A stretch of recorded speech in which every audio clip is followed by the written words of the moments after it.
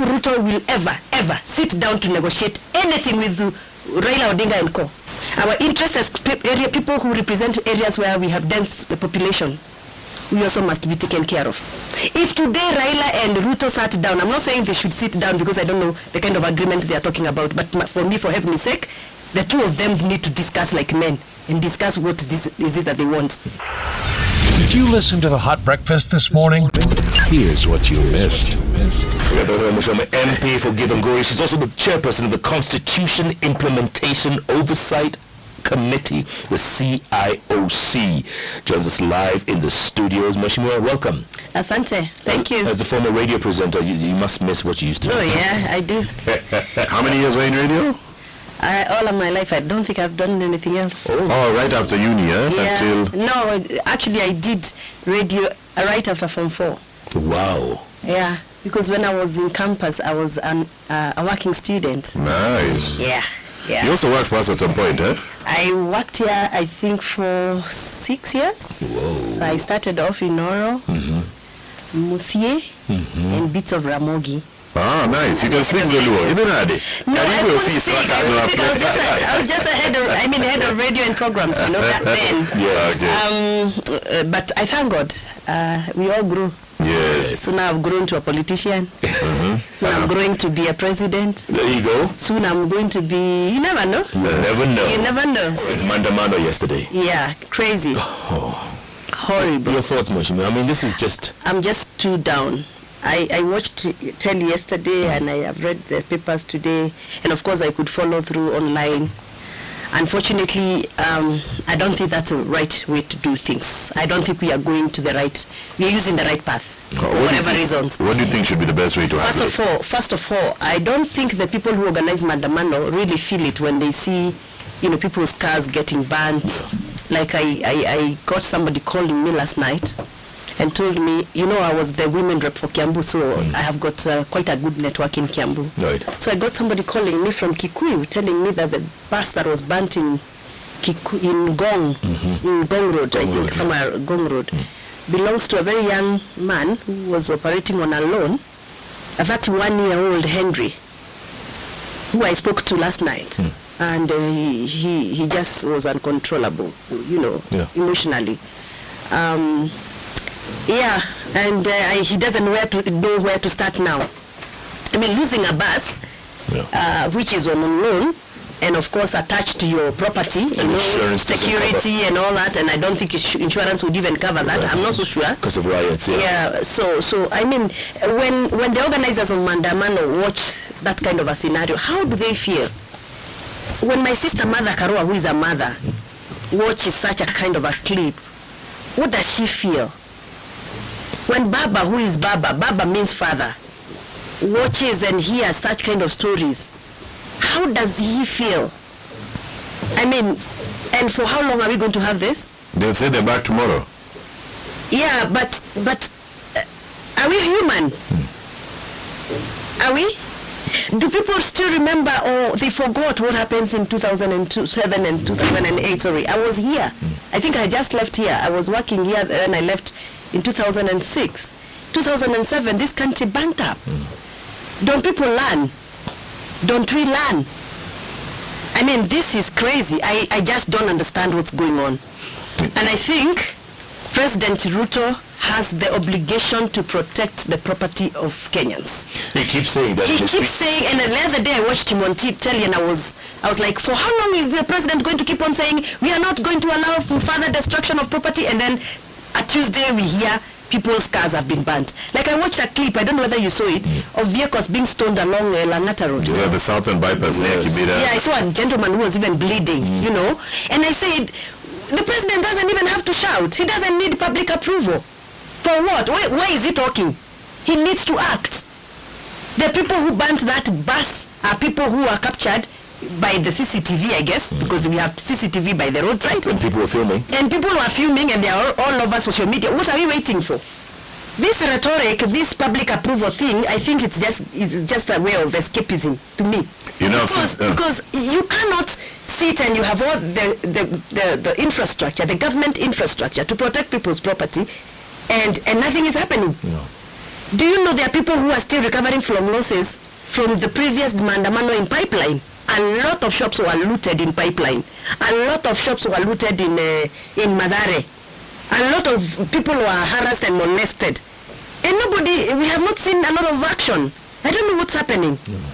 You know, is President Ruto in charge? If he's really in charge, we don't want to see him on TV.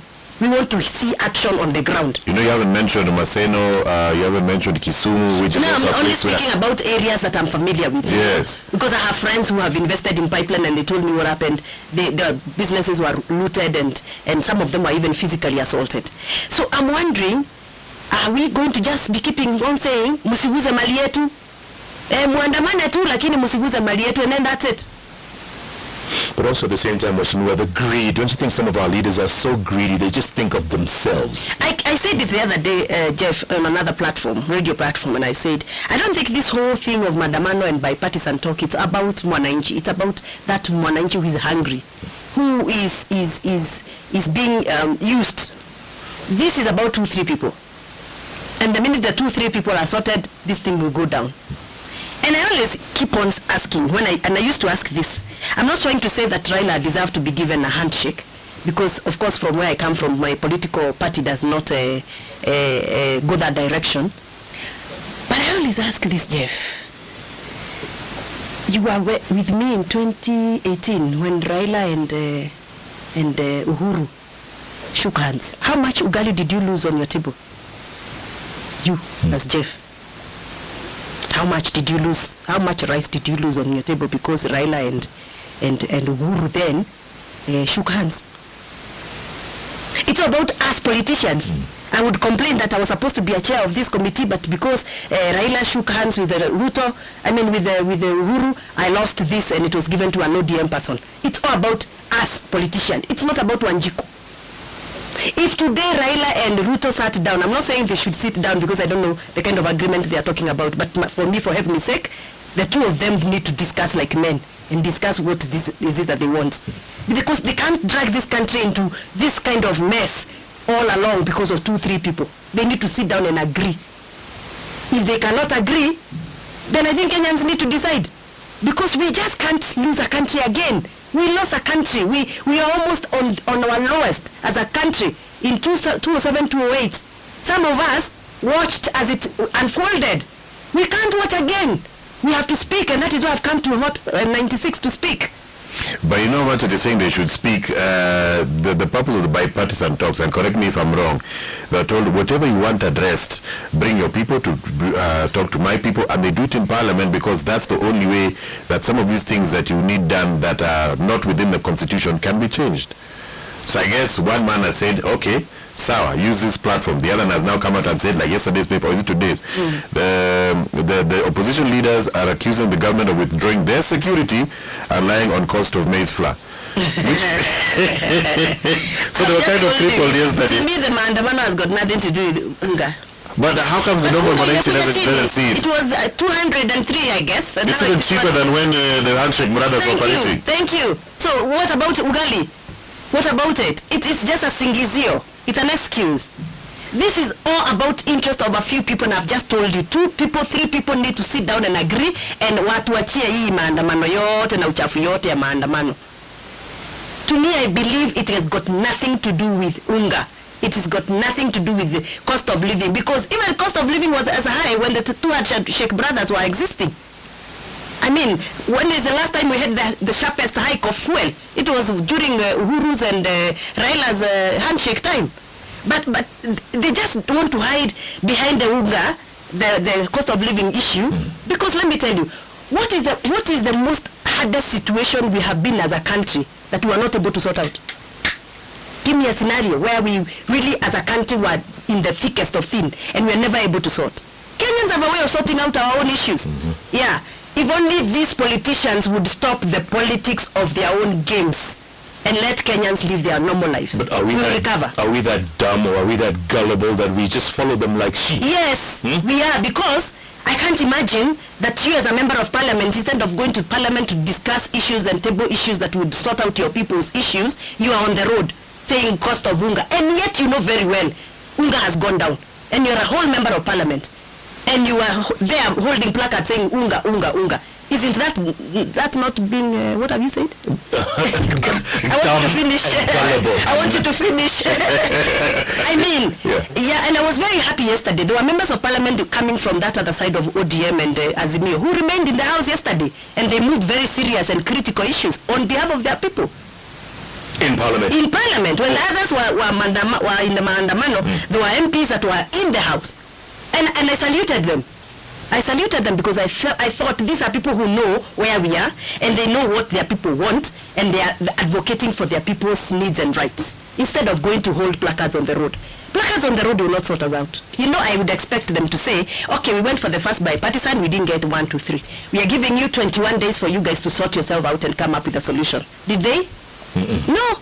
You can't just wake up in the morning and say, oh, this bipartisan is not working, so tomorrow we are back to Maandamano.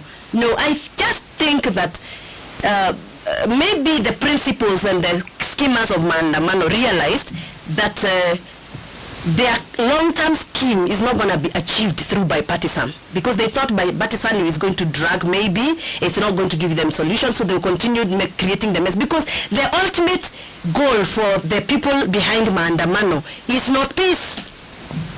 The ultimate goal is to actually confuse this government for the next 5 years. They are not even interested in handshake, because if they were, they would have pronounced that a long time ago. Raila has said it many times. You can even get his clip saying, I am not interested in handshake. So this guy is just those guys who say, okay, nimeachwa na kamrembo, I'll make sure that this kamrembo, if she's married anywhere, she'll never have peace. And that is the feeling I'm seeing. That's that's, to me, that's my interpretation. Raila and Co are not ready for peace. They are ready for mayhem. They want to confuse this government and prove to Ruto that you can never govern without us. But there's also you can never govern without our blessings. But there's also a hardline stand on the government side as well. You know? If you went through what Ruto went through during campaigns, honestly, if you were taken through the dark valleys that Ruto was taken through, because some of us understand what he went through, and you had people who stood with you, there are people who sacrificed their political lives, their family lives, and their businesses for you, then you cannot be able to run and leave the people behind, the people you are with. And those are the ones we are calling hardliners.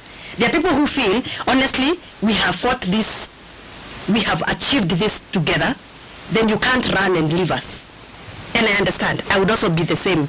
I would behave the same, because I'm a politician and I know what it means for a supporter to support you, and then when you cross there, then you behave otherwise. And if Ruto is not careful, he might find himself in a situation where Uhuru Kenyatta found himself in, where Uhuru Kenyatta just went to Harambee House and shook hands and left us in parliament. Some of us were shocked. We didn't even know that there was a handshake coming. We saw it on TV like yourself. And that costed Uhuru Kenyatta's peace for 2.5 years from political circles. So Ruto has to be very careful also on what moves he makes and balancing, because if he makes such a move, then some of us are not going to, have it smooth with him. And that's why I've been speaking and I've been saying, if Ruto will ever sit down to negotiate anything with Raila Odinga and Co, our interest as a region, our interest as people who represent areas where we have dense population, we also must be taken care of. And that is why I brought up the issue of 1 man, 1 shilling, 1 vote. Because my people are asking, okay, Raila is struggling to get something from that government, because that is the interpretation down there, in the villages. People think Raila is fighting so that he can be given part of the government. So they're asking, how can Raila be given part of the government that he never worked for? We worked for it. We are the majority shareholders, let me use that word. We are the majority contributors into that government. By the way, like for example in my county, we gave a sizable number of votes, 600,000 votes. So my people are asking me, so when Raila gets that part of government, what are we getting? Why are we getting 1,000 shillings for bursary when others are getting 70,000 shillings per child? Ruiru voters are asking, why are we getting 776 shillings for bursary when there's a constituency somebody can afford to even get 120,000? Are we lesser Kenyans? Are we lesser citizens? So that's questions that we're asking. So we are saying, if Raila has to get any share of that government, before he gets that share of the government, we need to be comfortable. We need to feel like we have been taken care of. We need to be reassured and reassured that whatever it is that we fought in that government that belongs to us is delivered. The way Arigiji talks and his boss, I feel like, or you can tell us, do you feel like there's eventually they'll be able to contain it? Yesterday was a positive shot in the arm because they didn't manage to do much as they had anticipated to do. And maybe tomorrow they won't be able to do anything, and eventually the protest will fizzle out. People are also getting tired, and people have brains also. I mean, you can't tell me to leave work and come and follow you, and you're telling me the reason why you want me to stop working and follow you is because of UNGA. And I know UNGA has come. Or your security has been withdrawn. Yeah. I mean, like I said, this is about 2-3 people. Was the security withdrawn for people in Madare or Kibera? No, security was withdrawn for those 3 characters. Raila, I guess, Kalonzo, and maybe one more person. Yeah, so let them sort their issues with their families. Those are domains. Or maybe this is the right way to go so that people will eventually see the clarity of what the objective is. Because initially it started with open the server. Is there a server to be open to begin with? One wonders. Second was IEBC. Everything is it being done within the law? That is why we have bipartisan, so that we can ask them what is it that you guys want. But bipartisan is dead in the water. Who said it is dead? They don't want we don't have any Hansard in Parliament, because of course bipartisan is a parliamentary process. We don't have any Hansard recordings in Parliament saying that bipartisan is dead. It is them who are going to call press conferences and saying it is dead. The last adjournment they did, they had resolutions. Have they fulfilled them? I've just told you, Raila and Co have just realized that whatever they wanted, the course of action that they had planned, because I think they had a strategic plan for the next 5 years, has been interfered by the bipartisan talk, because bipartisan was supposed to provide a very quick solution to their problems. But that was not their intention. They didn't need a solution. So they are trying now to create chaos so that this whole thing can be a confusion. And even if you bring a Kofi Annan of this world in this country, let me tell you what Raila needs is not, he has said he doesn't want handshake. If he wanted a handshake, he would have gotten it. But Shmuel, this is a mess. I mean, I know President Ruto is a very, let me tell you, the Ruto you see on TV is a very different Ruto when you engage. He's a very soft-hearted person. Very soft. He looks a hard person. He looks like he's a hardliner, but he's a very soft-hearted person. It's very easy for you to get what you want from Ruto. It's very easy. Very easy. Oh yeah? Yeah. President Ruto said one time that when he won, when he realized he has won, the first person he called was Raila. Do you remember him saying he called him and they spoke? You want to tell me after that they've never spoken? So how is it that now? Yes, exactly. How is it that now they cannot talk and Raila has to go and express himself on top of a roofka in Madare? You want to tell me the temperatures now are hotter than then when Ruto was winning against Raila? But the other day the president called Raila his brother, right? Exactly. And then the next day he says, yeah,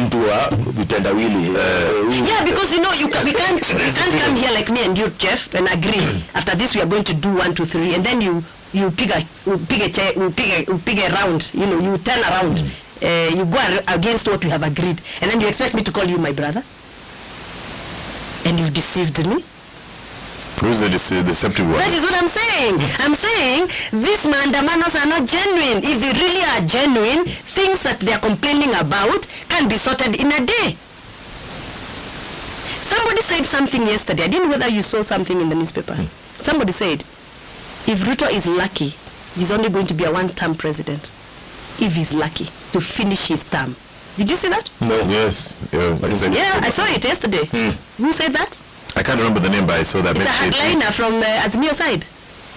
I mean, you can't say that when there's bipartisan committee, ad hoc committee in progress. You can't say that when we're looking for peace, and then you come out and say if he's lucky to complete his 5 years presidency. But what would stop him from finishing 5 years? That is what I'm saying. So it means these Azimio people have an agenda that we don't know. And so now we are wondering, for how long are we going to say, oh, right to demonstrate, picketing rights? Then you are given the opportunity to picket, you go and burn people's properties and and stone people's cars. Oh, I felt for the truck driver who, I felt for him. And you know, he's a Ugandan, I hear. He's a foreigner. I mean, that was so emotional. Yeah. Terrible. I'm also reliably told that the driver who was driving the matatu was also beaten mercilessly. And people were robbed. Yeah. In that matatu, yes. They were robbed, and the driver was beaten very much. And then the opposition says these are government goons. You see, in every kind of a scenario like that, you can't prove who is right, who is wrong. They are government goons. So, how did you know? Can you give us evidence? Yeah, you heard Martha talking about it yesterday, saying Sunday. That is what I was asking myself when she spoke. I was like, oh, okay. So if you know they are government goons, who are they? Could you give us their names? Could you give us the mastermind behind? I mean, the person behind them. But to me, as a mother, as a woman leader, I feel like, sometimes I feel like I want to quit politics for good. Because if this is what politics is, then it's a very dirty game. It's really dirty. Tell us exactly how it feels like to be in politics. Also, you told us radio is different from the agenda you thought you'd be able to do in Parliament. Politics is good because you've got the opportunity to do what you think you do if you have the capacity to. But it's a little bit, Kenyan politics, I don't know whether it's like the other countries, but it's a little bit more rigid, very rigid. Let me use the word very, very rigid. Because there are things you would want to say, but you can't say because you're operating in a system kind of things that are limiting you to do 1, 2, 3. For example, I come from a political party, and this political party has its own ideologies and philosophies and practices, and there are rules and regulations of what not to be done and what to be done. So sometimes you find yourself like you're in a cage. You are there. You are surviving, yes, but you're there. And you just can't do things or say things because you have, boundaries. For me, that's something that I really struggle with every day. Because I'm that kind of a person who is expressive. I express myself. I am bold. I think I should say things the way I think. And sometimes I find myself on the other side all the time. Like now, this 1 man, 1 shilling, 1 vote. Right. There are people who didn't want me to speak about it. And they even told me, stop. And I asked them, why are you asking me to stop? Why don't you want me to speak about? Because they said, if you speak about 1 man, 1 shilling, 1 vote, there are communities that are going to get agitated because they feel that they don't have the numbers you're talking about.